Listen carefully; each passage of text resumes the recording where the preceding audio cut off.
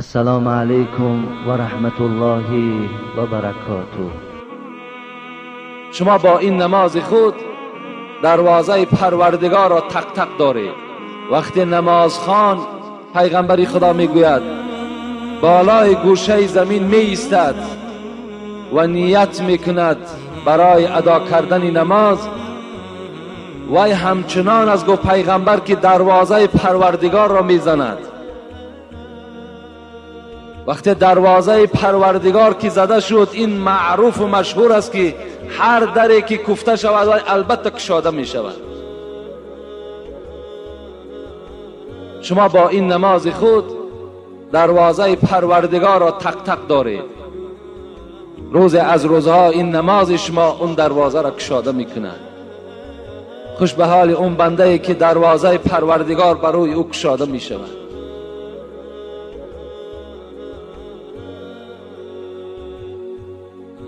قال رسول الله صلى الله عليه وسلم أول ما يحاسب به العبد يوم القيامة من عمله صلاته فإن صلحت فقد أفلح وأنجح وإن فسدت فقد خاب وخسر. پیغمبر خدا میگوید ای بندگان خدا، روز قیامت وقتی که شما زنده گردانیده می شوید، اول ما یحاسب به العبد، اولین محاسبه شما، اولین حسابات عمر شما از نماز سر می شود. از بنده پرسیده می شود آیا نماز در دنیا خواندی؟ فإن صلحت، پیغمبر خدا میگوید وقتی که اگر نمازهای شما با صلاحیت باشد، یعنی نماز باشد که تو از ذوق خوانده باشی، از شوق خوانده باشی، نماز باشد که از برای خدا خوانده باشی، فقط افلح و انجح. پیغمبر خدا گفت که این انسان وقتی که از حساب نماز که اگر نجات یافت، دیگر آینده حسابات این بنده نیک می شود، آسان می شود.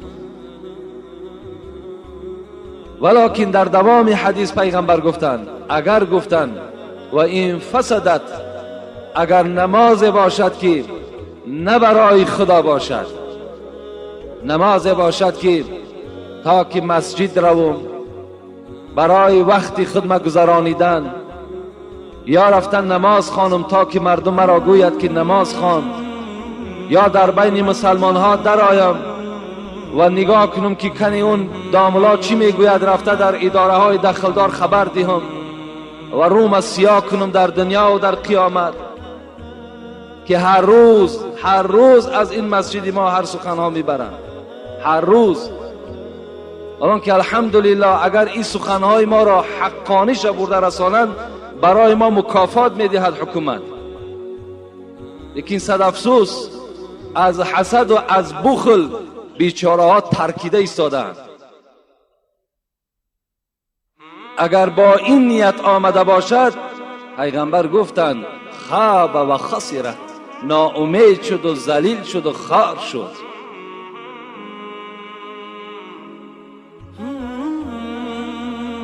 نماز این هدیه معراج است. نمازی که پیغمبر بهر ما و شما آورد، این از معراج آورد. سبحان الذي اسرا بعبده لیلا من المسجد الحرام الى المسجد الاقصى. سوره اسراء. پاک و منزه و بی‌عیب است آن پروردگاری که سیر داد بنده خودش را، یعنی محمد را، لیلا من المسجد الحرام الى المسجد الاقصى، از قسم شب از خانه ام هانی، از مسجد حرام، از مسجد مکه مکرمه به مسجد اقصا به فلسطین برد. چه مبارک پیغمبر نصیب ما و شماست که این گونه سیری که با این گونه بنده خود خداوند کرده است به هیچ پیغمبری نکرده است. شب برنشست از فلک درگذشت، شب برنشست از فلک درگذشت، و تمکین و جا از ملک درگذشت. در یک شب نشستگی پیغمبر تمام فلک های دنیا را گذشت. تمام این 7 طبقه آسمان و زمین پیغمبری خدا گذشت رفت. با تمکین و جا از ملک درگذشت. ملائکه مقرب ترین درگاه الهی حضرت جبرائیل، آن موضعی که محمد صلی الله علیه و سلم طی کردن، جبرائیل رفته نتوانست. حتی گفت لو تقدمت شبرا لاحترقت. محمد این جانبش حق توست، اگر من یک وجب پیش روم هر آینه این 600 بال من می سوزد. اون جانب حق توست. خداوند چگونه محمد را مکرم ساخت، چگونه امتی او را عزیز شمارید. سعدیه میگوید مگر آدمی نبودی که اسیر دیو ماندی، مگر آدمی نبودی که اسیر دیو ماندی، که فرشته راه ندارد به مکان آدمیت. ای انسان میگوید تو چی قدر داری، چی منزلت داری، که حتی که جایی که انسان رفت ملائک رفته نتوانست.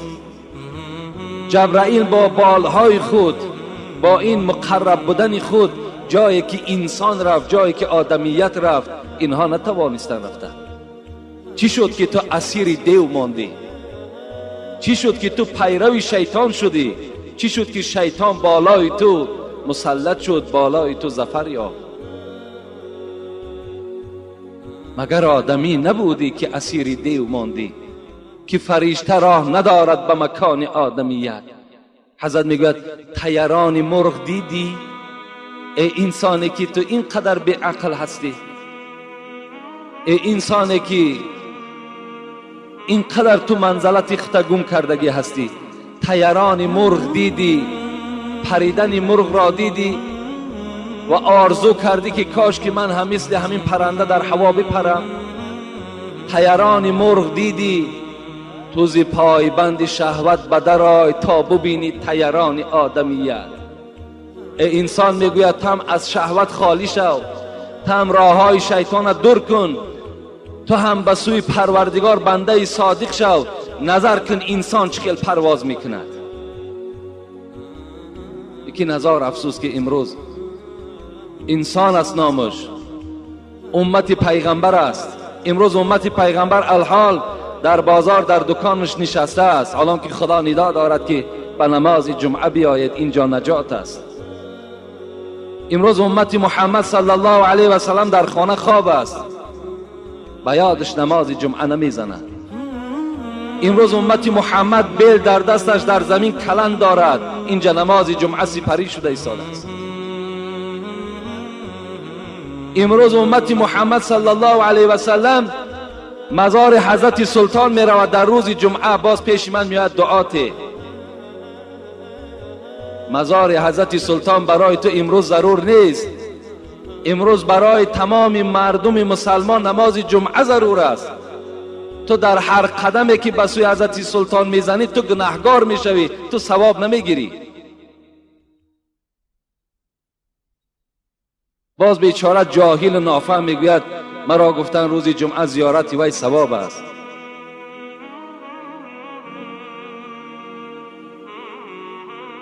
این نماز هدیه معراج است.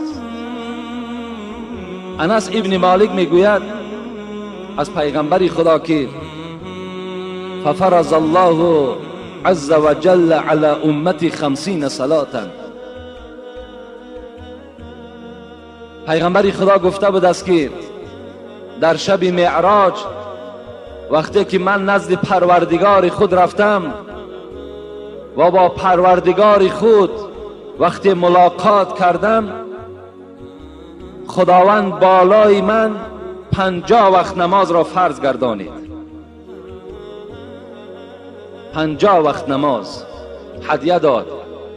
خداوند این 50 وقت نماز در دست رسول اکرم داد که اینو برده بر امتانت میرسانی و 50 وقت نماز را در یک روز میخوانید. انس ابن مالک میگوید که پیغمبر دوام دادن این حدیث را گفتند فرجعت حتی مررت بموسی علیه السلام. وقتی این هدیه 50 وقت نماز را گرفتم از نزد خدا، پس از نزد پروردگار خود بیرون شدم، آمدم از نزد حضرت ابراهیم گذشتم، در طبق پایانگی که حضرت موسی بود به نزد حضرت موسی رسیدم. حضرت موسی کلیم پروردگار از محمد سوال کرد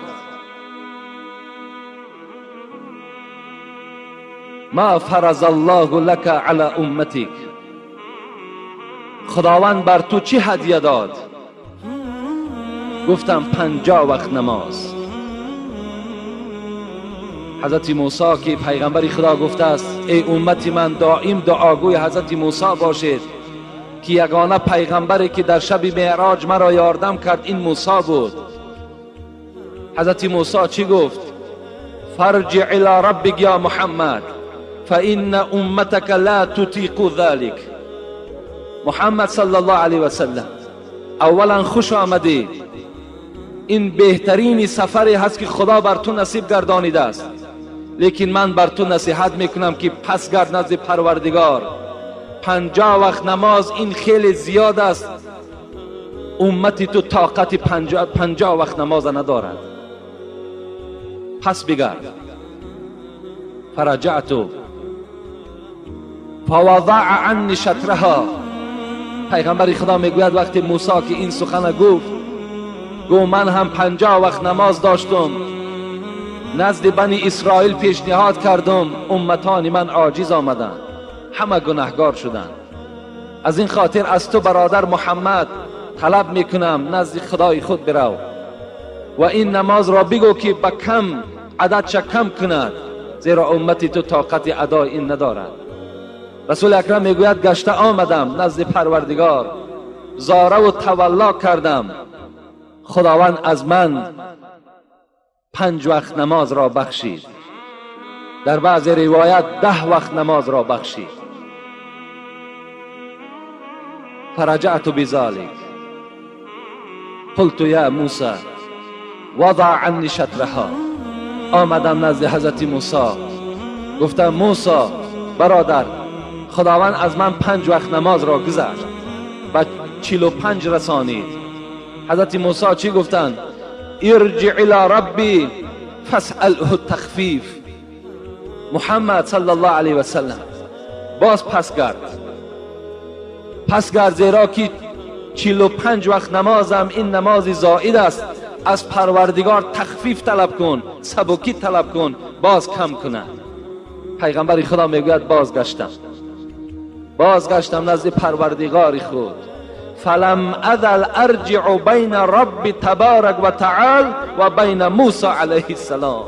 پیغمبر میگوید که من بین موسی و بین پروردگار خود 9 بار نزد خدا رفته آمدم، 9 بار برای همین امت، تا که امتی من گناهگار نشود، تا که امتی من شرمسار در روز قیامت نشود. نزد خدای خود میرم، زاره میکنم، تولا میکنم. آمدم گفتم موسی 5 وقت شد. حضرت موسی چی گفتند؟ محمد گفتند ارجع الی ربک فإن امتک لا تطیق. محمد گفت من باز از تو خواهش میکنم، پس گرد که امتی تو 5 وقت نمازم نمیخواند، پس بگرد. حضرت موسی با نور نبوت دانستند که امت پیغمبر، امت محمد 5 وقت نمازم طاقت ندارند. امروز برای ما و شما سخن حضرت موسی درسی تیار است. کنی خانه ای که خالی از بی نماز باشد، در هر خانه یک بی نماز یا 2 بی نماز یا زاید از این وجود دارد، کم از خانه ای که همه مکملا نمازخوان باشد کم از این خانه. پس کرد گفت 5 وقت نمازم زائد است. رسول اکرم چی گفتند؟ استحییت منه. موسی گفتند گپی شما قبول، لکن به عظمتی خدا قسم که دیگر شرم می‌دارم که از 5 وقتم این نماز کم کنم. خطاب آمد یا محمد انهن 5 صلوات لكل يوم وليلة لكل صلاة 10 فكذلك 50 صلاة. میگه صدای آمد که ای محمد حبیب من، رو گفت پایان رو، دیگر پیش من نیا. این 5 وقت نمازی که بر ذمه تو ما فرض گردانیدیم در یک شبانه روز، تصور کن که در هر یک نمازش 10 نماز ثواب داده می شود و برابر می شود به همون 50 نمازی که من در اول در ذمه تو فرض گردانیدم. 5 وقت نماز کدام بنده ای که می خواند تصور کند که همون 50 وقت نمازی که هدیه‌ای که خداوند به پیغمبر داد، ثواب همون ما و شما نائل می شود.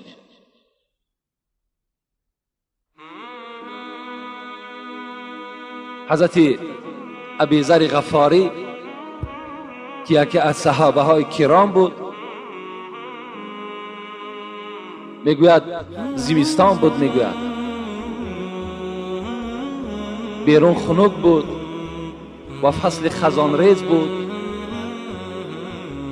با همراه پیغمبر خدا میگوید بیرون از خاندان شدیم.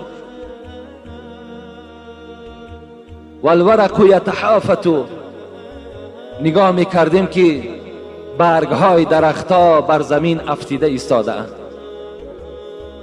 نزد یک درخت رفتیم، فاخذ بغصن من شجرة فجعل ذلك الورق يتحافت. ابوذر غفاری میگوید پیغمبر خدا دستی مبارک بلند کردند و یک شاخ درختی را قپیدند که ورقهای او، برگهای او همگی بر زمین ریخت. فقال یا ابا ذرین قلت لبیک یا رسول الله. میگد فریاد زد ای ابا ذر، ای ابو ذر، گفتم لبیک یا رسول الله.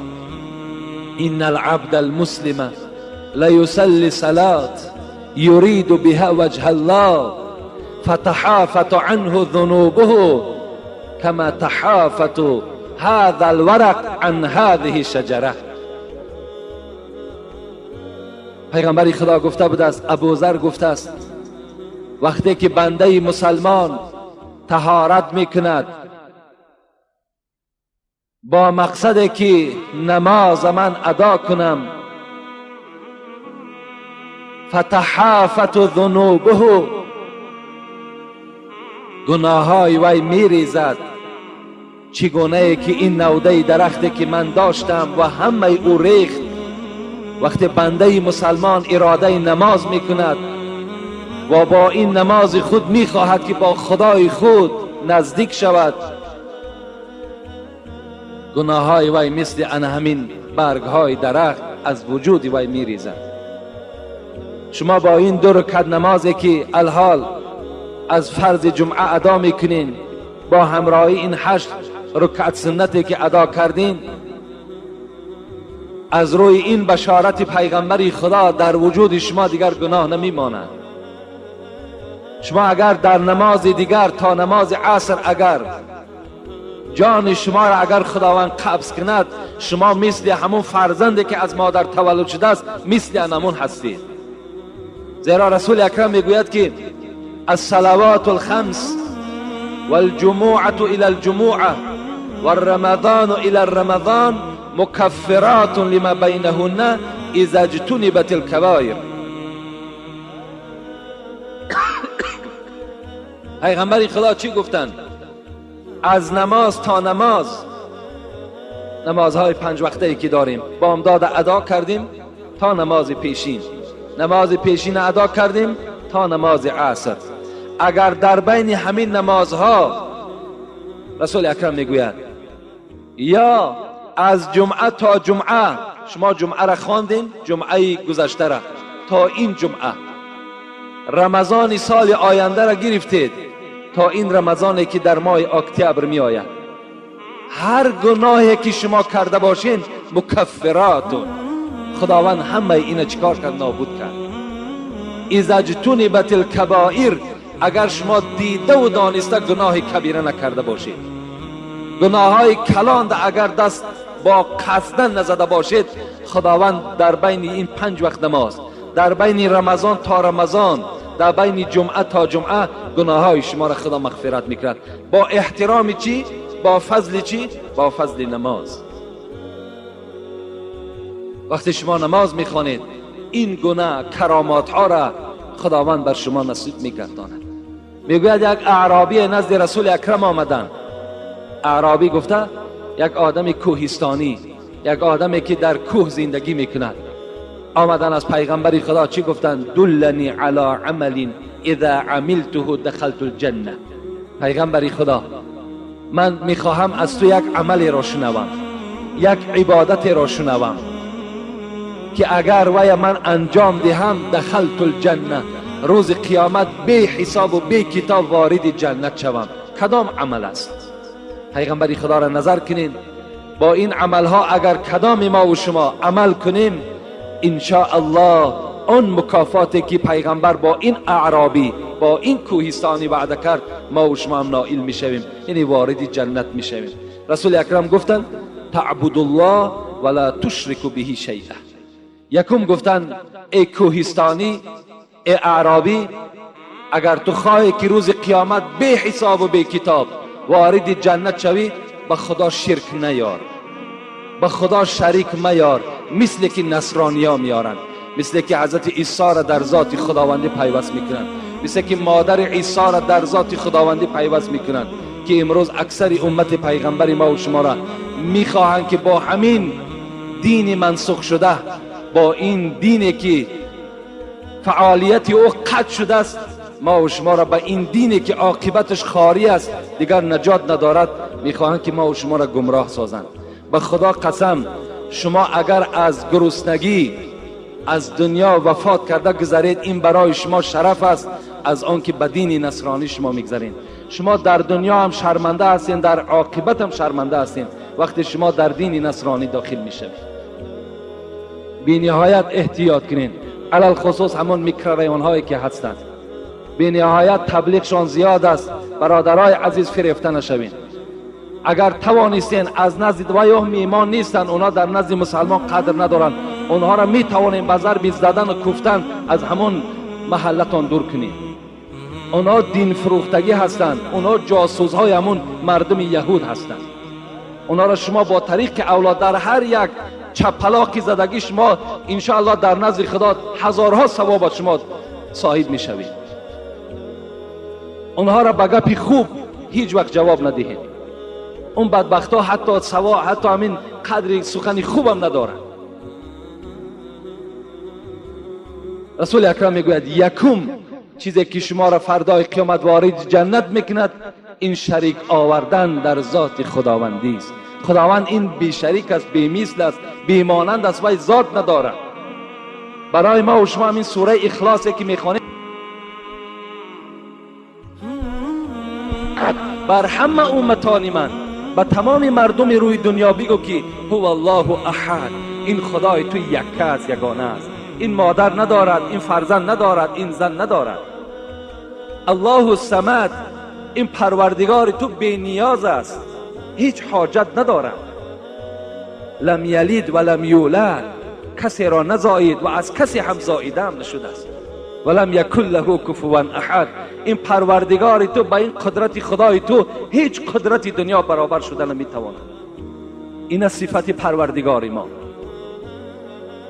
یا شریک آوردن مثل سنگ پرستی، مثل آفتاب پرستی، مثل ستاره پرستی، مثل درخت پرستی، اینها یکی از شرک های خیلی عظیمی هستند. امروز یک برادر در من سوال تعجیلی کرده است که تومار ردنامه در بند دست هست، چه حکم دارد؟ برادر عزیز، من صدها بار گفتم اگر توماری که در وی آیت قرآن نویسانده باشد در این عقیده اهل سنت و الجماعه است، باکی ندارد. لیکن بر شما باز میگویم اون ردنامه هایی که اصلا ردنامه هر سخن های بیهوده و بهوده بسیار دارد، ردنامه شا دور کردن در کار. با اینها ما و شما اعتقاد نکنیم، کرخط میکنیم. کرخطش چی است؟ میاییم برای دل شما، ما هم گناهگار میشویم.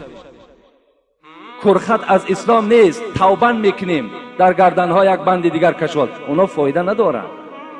اینا گپی سخن کتاب، سخن خدا هستند. مرحمت اهل همین جمعیت ما نزد تمام داملاهای همین تاجیکستان دور گردین و نام او را در کاغذ نزد من روان که کنی کدام همونها به شما فتوا میدهد که شما توبه کنید، شما کرخط کنید. هیچ کدام اونها به شما این فتوا را نمیدهند. اونها میدانند. یا این سنگ پرستی مثل همین موره چشمی، موره های چشمی که شما در بند دست های کودکان میکنین، در گهواره ها میبندین برای چشم. اینا چشم راه نمیگیرند. العین حق، چشم تاثیر دارد لیکن موره چشمی وای نمیگرداند. یک برادر بر من خبر داد که در مسجد جامع دوشنبه همون خارهای کلانی که هست در نزد دروازه مسجد زدگی است. برای چشم به دست داملای وای میگد بیچاره وای کور است. او داملا نیست، وای جاهل است. وای شرکی در خدا کرد از خود درک ندارد. چشم چی میگرداند؟ شما سوره های قل اعوذ برب الفلق، قل اعوذ برب الناس و خوانید، در دست ها دم کنید، در تمام بدن شکید، انشاءالله شما را هیچ چشم دیگر دیره نمیکنه. این خرافات ها را ترک کنین. بیزار شدیم باور کنین، مانده شدیم. بی نهایت خرافات های کلان است. یک برادر یک شب در اینجا در حضور همین ها ساعت 10 شب است، در یک مشروطه پر از آدم بیچاره خواب دارن، مانده شدن. کجا می روین؟ حضرت سلطان می روین. این جان هم به شما حق دارد، این اعضاها هم به شما حق دارد. اون گوسفندی که در اون نزد اون بزرگوار کسی میکشد به نام بزرگوار، وای حرام است، وای حلال نیست. اون گوسفندی که شما اونجا میبرین، اون قدر بنزینی که در اونجا صرف میکنین، اگر مقصدتون ثواب باشد در مسجدها و در طالب علما و در همسایه ها صرف کنین، اونجا ثواب میگیرین.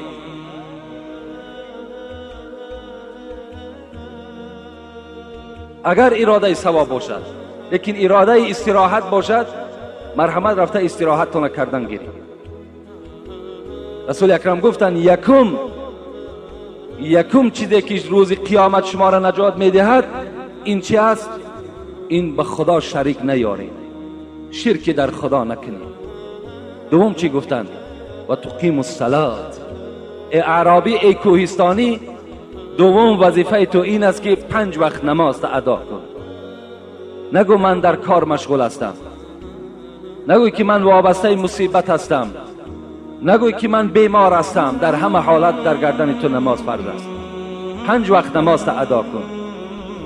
و تؤتی الزکات المفروضه. سیوم عملی که تو را گفت ای کوهستانی، پیغمبر گفتند وارد جنت میکند این مالدار باشی، از مالت زکات بده. و تصوم رمضان. 4م عملی که تو را وارد جنت میکند این از ماه مبارک رمضان روزه بدار. قال والله لا ازید علی هذا. کوهستانی عجیب گپ گفتن پیغمبری خدا انجام دادی تمام، با شریک نیاوردن خداوند، با 5 وقت نماز، با دادن زکات، با روزه گرفتن من وارد جنت میشوم؟ پیغمبر گفتن بله وارد جنت میشوی. گو قسم به خدا که از این 4 عمل دیگر عمل نمیکنم. فلما ولا، راوی حدیث میگوید وقتی این کوهستانی پشت گردانید و از مسجد بیرون شد، پیغمبر چی گفت؟ من سره ان ینظر الی رجل من اهل الجنه فلینظر الی هذا. ای صحابه های من گفتن کدام شما اگر بخواهید که مردک جنتی را ببینید، رفته انهمی را زیارت کرد که این جنتی هست. این مرد که الحال از مسجد ما بیرون شد و این وظیفه ها را برای خود ابدی گردانید، رفته زیارت کنید که این مرد جنتی هست. در برابر او کدام از ما و شما هم این عملهای اون مرد کوهستانی را اگر انجام دهیم، انشاءالله ما و شما هم چی میشیم؟ از اهل جنت میشیم. لیکن نماز چگونه باشد؟ میگه رسول اکرم صلی الله علیه و سلم بار مسجد در آمدن، نگاه کردن یک مرد نماز میخواند لکن با ریش خود بازی دارد، با بدن خود بازی دارد. رسول الله نظر کردن، ناخوش شدند، گفتن لو خشع قلب هذا لخشع جوارحه. اگر گفت همین مرد گفت از خدا می ترسید، همه اعضاهای ای از خدا می ترسید. لیکن این مادام در نماز بازی دارد، در نماز بے پروا که هست، این گفت این مرد از خدا نمی ترسد. نمازهای ما و شما باید که چنان نماز باشد که آرامیش داشته باشد، رکوعهای دراز داشته باشد، سجده های دراز داشته باشد. این نماز در نزد خدا قبول است. بخاری روایت میکند در صحیح بخاری از حذیفه ابن یمان، میگوید که همین حضرت حذیفه ابن یمان رأى رجلا یصلی ولا یتم رکوع الصلاة ولا سجودها. میگوید همین حذیفه باری میگوید نگاه کرد که یک مرد نماز میخواند مثل نمازخوانی های ما و شما واری، رکوع تیز دارد، سجده تیز دارد، بی نهایت تیز نماز میخواند. حضرت حذیفه که صحابه پیغمبر بود گفتند، این مرد گفتن نزد من بیا. وقتی نماز تمام کرد گفت منذ کم سنتا تصلی هذه الصلاة، این نمازی که الحال تو خواندی چند سال شد که همین خیل نماز میخوانی؟ قال منذ 40 سنتا. گفتن حضرت حذیفه من 40 سال شد که انا همین گونه نماز میخوانم. حضرت حذیفه چی گفتند؟ ما صلیت منذ 40 سنه شیئا. ای برادر گفتند تو 40 سال نماز نخواندی، لو مت علی غیر فطرت محمد علیه السلام. اگر گو با همین احوالی که تو نماز خواندی، اگر با این گونه حالت از دنیا میگذشتی، تو حتی که در ملت محمد نبودی صلی الله علیه وسلم. این نماز گفت نماز نیست. نماز این عبادتی هست که بخاری میگوید یناجی ربه. در داخل نماز وقتی انسان می ایستد همچنان تصور کند که پروردگارش را مناجات دارد، پروردگار با او متوجه می شود، نماز او را تماشا می کند. یکی از اصحاب پیغمبر خدا چی میگوید؟ میگوید یک شب میگد مسجد در آمدم، نگاه کردم پیغمبر خدا نماز میخوان، شوقم آمد، ذوقم آمد، هوس کردم از پس نماز، از پس رسول اکرم نماز خوانم. آمدم نیت کردم، نگاه کردم که رسول اکرم سوره بقره را آغاز کرد. میدانیم بقره 286 آیت است و رسول اکرم قرآن را با ترتیل با تجوید میخواندند و بسیار شیرین میخواندند و ملایم میخواندند، آهسته میخواندند. میگوید این صحابه میگوید وقتی که خواند 100 آیت بقره را خواند، فکر کردم که الحال پیغمبر رکوع میکنه، نگاه کردم که دوام داد، 200 آیت خواند از بقره. خواستم الحال رکوع میکند، باز پیغمبر خدا دوام داد، بقره را انجام داد، 3 بار گفت اللهم لك الحمد، اللهم لك الحمد، اللهم لك الحمد. پیغمبر گفتن و باز فکر کردم صحابه میگوید که الحال رکوع میکند، رسول اکرم میگه در آل عمران در آمدن، سوره آل عمران در آمدن. آل عمران 200 آیت است. رسول اکرم میگوید وقتی این 100 آیت خواند، صحابه میگوید که من مانده شدم، نماز سلام دادم، از نماز بیرون شدم. لیکن رسول اکرم نظر کردم آل عمران خواند 200 آیت، بعد آل عمران باز گفت اللهم لك الحمد، اللهم لك الحمد، اللهم لك الحمد. در سوره مائده در آمد. سوره مائده 120 آیت است. حضرت 120 آیت میگه خواندن، بعد در رکوع رفتن.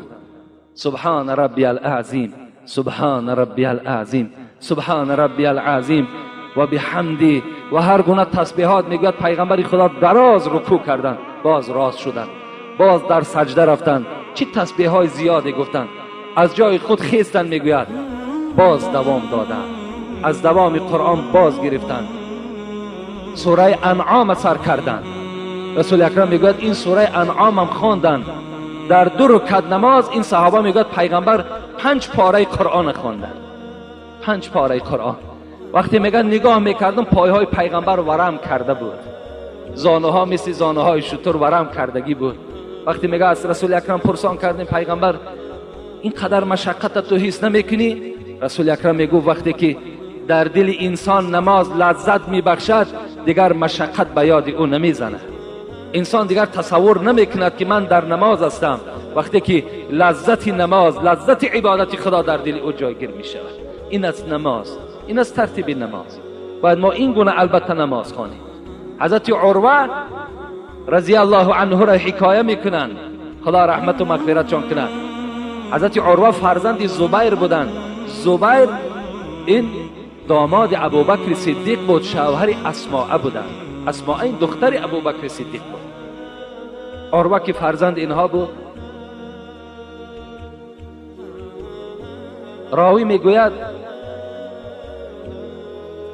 که حضرت عروه با بیماری سرطان ساق، یعنی رگ میگویم ما و شما، در همین ساق که عروه کسل رگ پیدا شد.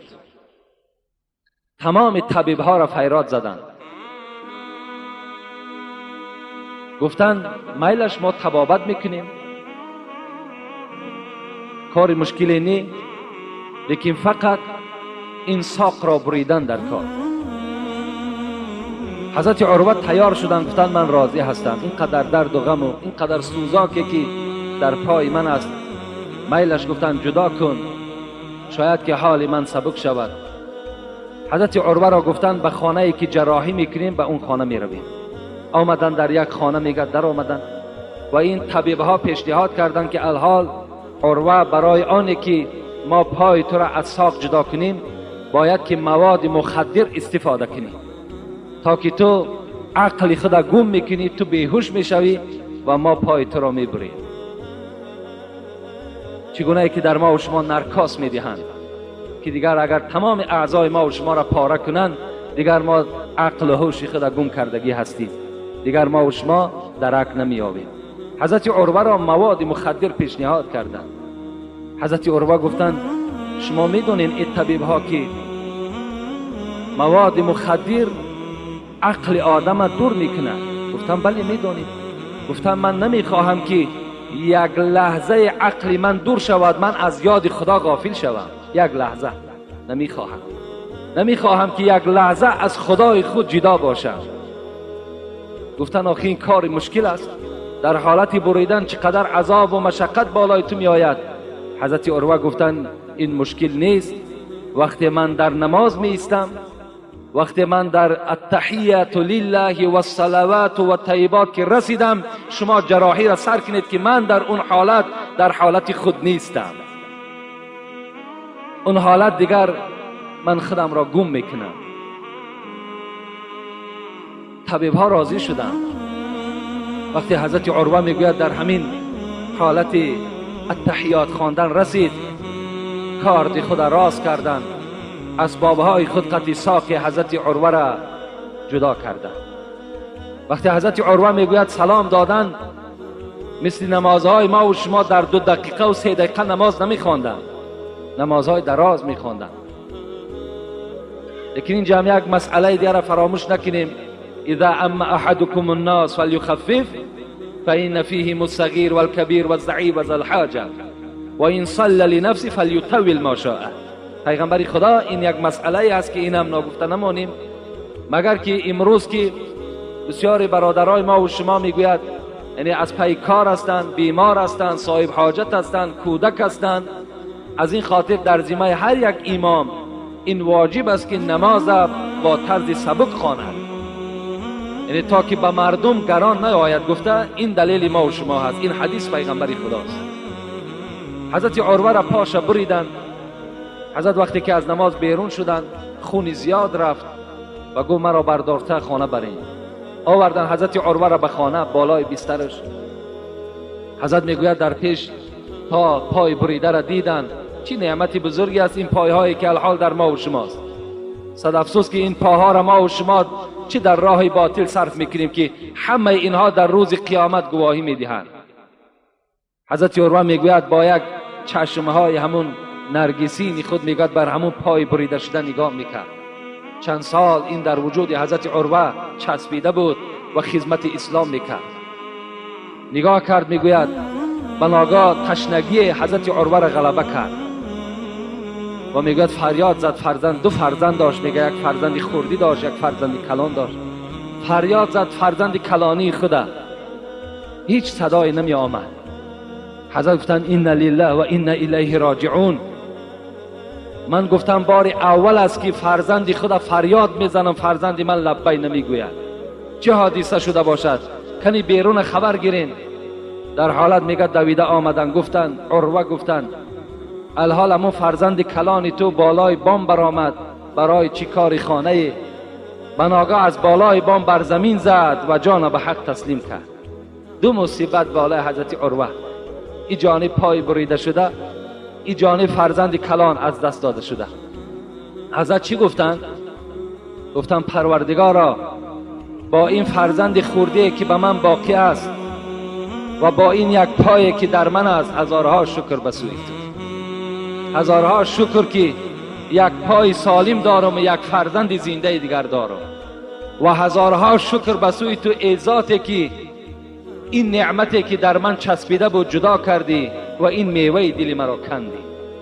هزارها شکر به سوی تو. این گونه نمازها داشتند که در نماز اعضای او را میبرند و درک نمی‌یابد. چگونه نمازهای صادقی داشتند، چگونه نمازهای شیرین داشتند که خداوند از حساب این نمازها اونها را خیلی ثوابهای زیاد عطا میکند. ابو اسحاق سبعی را که محدثین میگن اهل محدث بود، میگن وقتی که سین سالش به 100 رسید، 100 ساله بود، موی سفیدی 100 ساله بود، میگن در 2 رکعت نمازش 2 پاره قرآن میخواند. سوره بقره با آل عمران در 100 سالگیش میگد ادا میکرد. باز به سوی خدا غمگین میشد که ای پروردگارا، چی نماز کمی، چی ذکر کمی به سوی تو انجام داد با 2 پاره قرآن. از این خاطر از همه شما برادرای عزیز خواهش من این است که از نماز جدا نباشین، زیرا نماز این مغفرت گناه شما است. حضرت ابو هریره میگوید که سمعت رسول الله صلی الله علیه و سلم یقول ارأیتم لو ان نهرا بباب احدكم لو يغتسل في كل يوم 5 مرات هل يبقى من درنه شيء؟ قالوا لا يبقى من درنه شيء. قال فكذلك مثل صلوات الخمس يمحو الله بهن الخطايا. این حدیث پیغمبر خدا است که راوی این ابو هریره است. ابو هریره را پیغمبر چی گفته بود است؟ گفته است ای ابو هریره، اگر در نزد خانه شما گفته است یک دریای گذر کند، یک حوض گذر کند، تو در داخل این حوض در یک روز 5 بار غسل کنی، 5 بار آبازی کنی، هل یبقى من درنه شیء؟ آیا از چرک در بدن تو چیز باقی میماند؟ گفتن یا رسول الله 5 بار در یک روز وقتی من آبازی میکنم، البته از چرک در بدن من چیزی نمیماند. ما شما امروز 5 بار اگر آبازی کنیم، آیا در بدن ما چرک میماند؟ نمیماند. رسول اکرم گفتن که این است مثالی، گفته از 5 وقت نماز. اگر کدام شما گفته از 5 وقت نماز خوانیم، همچنان است که شما در دریای مغفرت آبازی کردید، در دریای مغفرت گناه شما غسل کردید و خداوند گناه های شما را چکار میکند؟ تازه میکند و پاکیزه میکند. انشاءالله من در باب بینماز چیزی به شما نگفتم و میخواهم که جمعه آینده کسانی که بینماز هستند اینها را چی وعید هست، چی وعیدهای سختی هست، بی نهایت وعید سخت است که ما در اولی صحبت گفتیم که نماز این فرق کننده بین مسلمان و کافر است، نشانه اسلام است. انشاءالله ما و شما آگاه میشیم که بی نماز در اسلام چی حکم دارد. خدا خواسته باشد جمعه آینده من به شما جواب میگویم. الحال اینجا یک سوال تعجیلی دادن، میخواهم جواب اینه به شما گویم. در جایی که وفات میشود شمع میگذارند یا دلیل میگذارند، این چی معنی دارد؟ البته امروز در جای وفات، در جایی که پدر ما میمیرد، مادری ما و شما از دنیا میگذرد، برادری ما و شما میگذرد، در همونجا شم میگذارند، دلیل میگذارند. شما تصور کنین، من برای یک جواب به همه شما خبر میدهم که اولا این عملی نصرانی ها هست، عملی نصرانی هاست، عملی اسلام نیست. دوم این که به مجرد که شما همون شمعه در همون خانه یا دلیل وقتی که همین آتش زدین گریان کردین، همان زمان در قبر پدر تو هم آتش دوزخ علنگه میزنه. زمان درگیراندن او زمان همون علنگه آتش سوزاندن پدر و مادرت می شود. اینو نکنید. این عمل اسلام نیست. حتی با پایهاتون به شته زنین او را نابود کنید. این از همون بدبخت ها هست.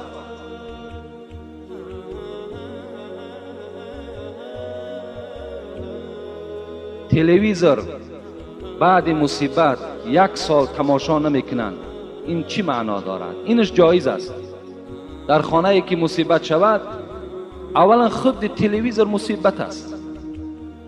تلویزوری که وقتی در داخلش اگر تربیه نداشته باشد، همون تلویزیون هایی که امروز از کانال های همون انتنه های برابری به ما و شما نشان میدهد، این تشویقات یهود است.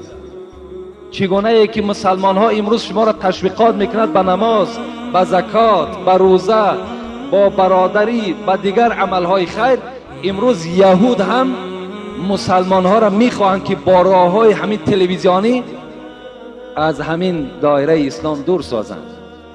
مخصوص کانال ها کردند، کانال هایی که مردها به مردها میرسند، مردها به زنها میرسند، زنها به زنها میرسند. امروز هزارها مسلمان از جمعه میخیزد رفته و یا تماشا میکنه، در باقی میمونه.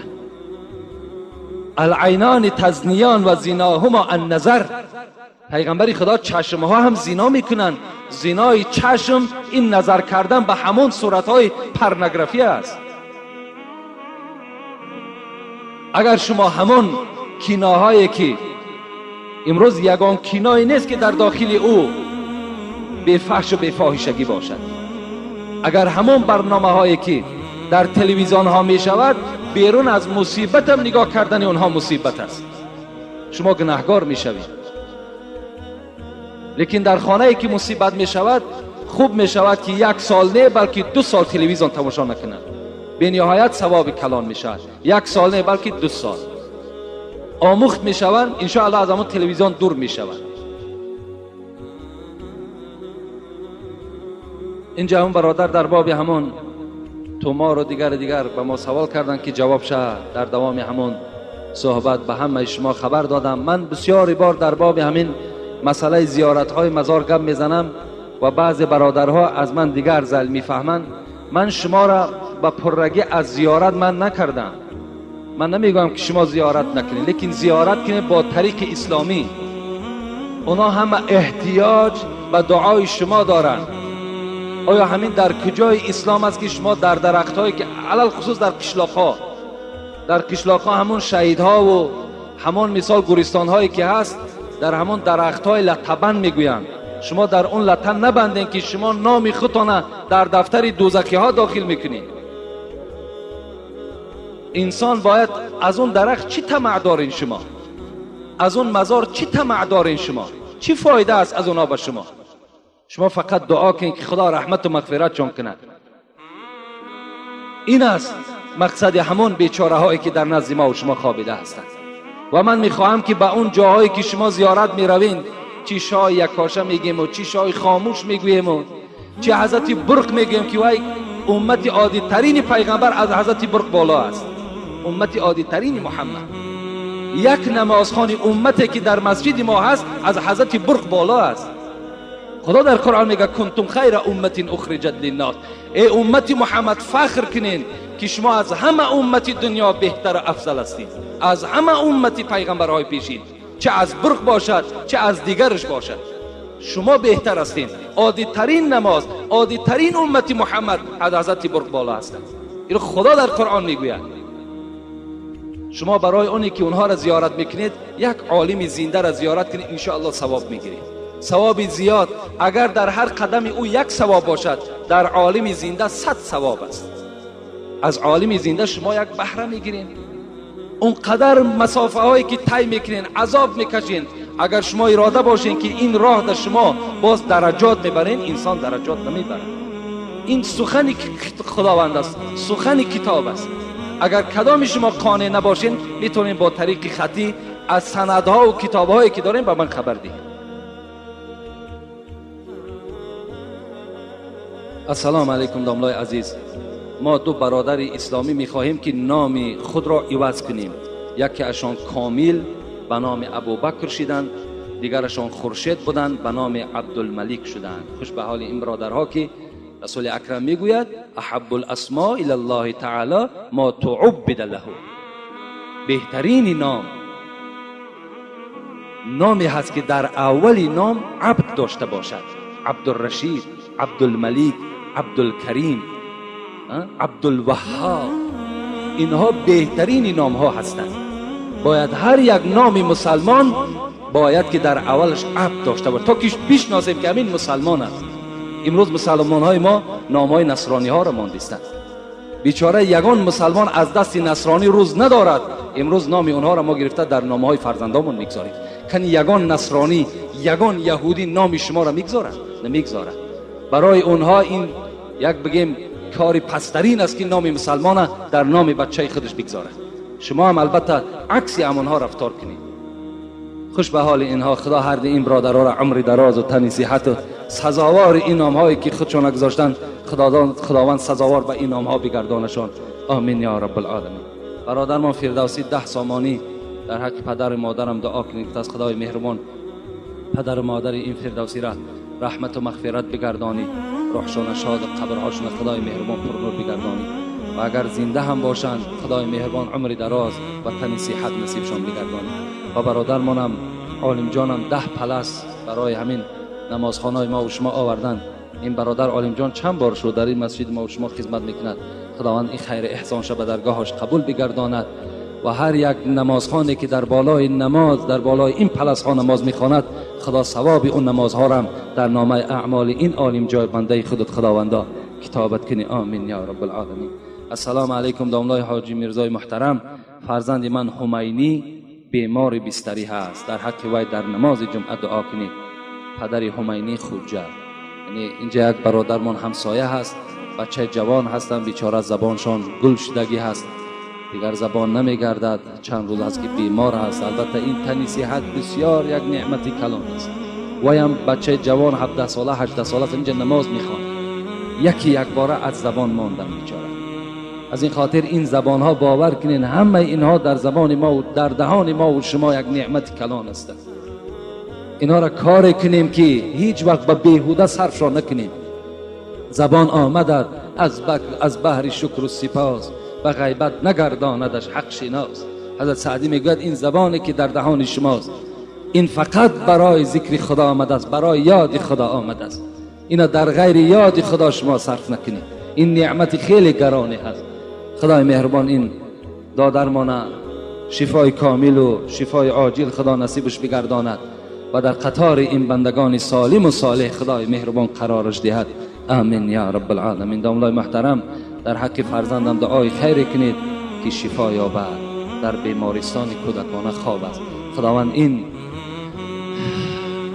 فرزندم شفای کامل و شفای عاجل خدا نصیبش بگرداند و جمعی اینجا برادرهای بدن که از ما طلب کردن که در حق فرزندمان دعا کنید.